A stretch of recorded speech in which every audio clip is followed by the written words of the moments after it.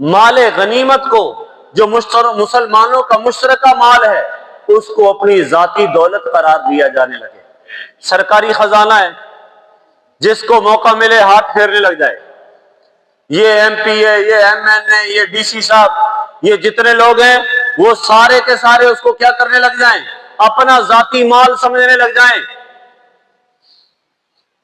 چنانچہ آج ایسا ہی ہو رہا نا جناب، ہر ایک کے لیے ذاتی ثوابدیدی فنڈ مقرر کر دیے گئے۔ وہ جتنا مرضی اپنے ذاتی ثوابدیدی فنڈ سے، سرکاری خزانے میں سے لوگ خرچ کرتے ہیں۔ یہ جناب ایک آدمی کے بنگلے پر، ڈی سی کے بنگلے پر سالانہ کروڑوں روپے کا بجٹ ہے۔ اس کی گاڑی کی مینٹین پر جناب لاکھوں روپے کا خرچہ ہے۔ ماہانہ اس کی سروس پر مختلف قسم کے اخراجات ہیں۔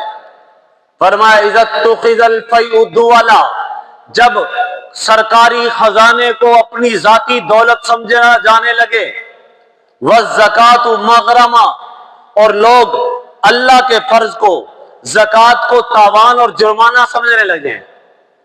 بھئی زکوٰۃ ہے، لوگ کہتے ہیں جناب ہم ٹیکس بھی تو دیتے ہیں، اور ٹیکس وہ تو سرکاری جرمانہ ہے، لیکن زکوٰۃ کوئی جرمانہ نہیں ہے، زکوٰۃ تو عبادت ہے۔ فرمایا لوگ زکوٰۃ کو جرمانہ سمجھنے لگ جائیں، والامانۃ مغرمہ، اور والزکوٰۃ والامانۃ مغنمہ، اور امانتوں میں خیانت ہونے لگ جائے۔ کسی کے دھکے کوئی امانت چڑھ جائے، وہ اس میں تصرف کرنے لگ جائے، اس میں بگاڑ پیدا کرنے لگ جائے۔ اور آگے فرمایا وَتُعُلِّمَ لِغَيْرِ الدِّينِ، دین کا علم وہ دین کے لیے نہ سیکھا جائے، دنیا کے لیے، کہ جناب میں لیکچرار بن جاؤں، میں جناب اس کی وجہ سے فوج میں خطیب بن جاؤں، میں صوبائی خطیب بن جاؤں، میں شاہی اور مرکزی خطیب بن جاؤں، میں وزارت مذہبی امور میں چلا جاؤں، میں محکمہ اوقاف کے اندر میرے پاس یہ عہدہ آ جائے۔